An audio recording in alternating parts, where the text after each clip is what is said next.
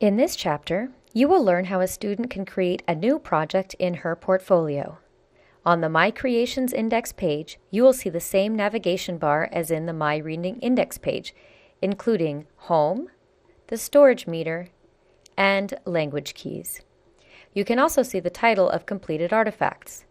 On this page, a student can write about an ABRA story or start a new creation.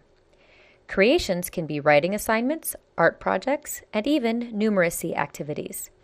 Let's explore one of Jackie's creations by clicking on Homeless Kittens. Jackie wrote the title of the writing, what she wanted to do, and the strategy which she would help her to accomplish it. Her goals for this assignment were, I would like to spell better and get used to using a dictionary. After that, she wrote the text and attached pictures to represent her writing. Finally, she received teacher feedback and parent comments. Now let's see how Jackie created this new project. Starting from the My Creations page, let's click on the pencil and paper to start a new creation.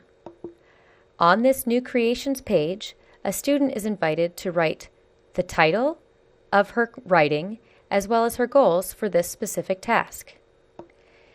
Then she uses the text editor to write her text. Finally, she can attach any additional files she would like. When the student is finished, she may save her work by clicking on the green check mark. Now the page will be in view mode except for the box assigned for peer feedback. You will recognize at the top and bottom of the page the icons in the navigation bar. Students use these to close and return to the index page, edit, delete, or send this writing to their presentations folder. They can also use these icons to revise their general goals and print this work.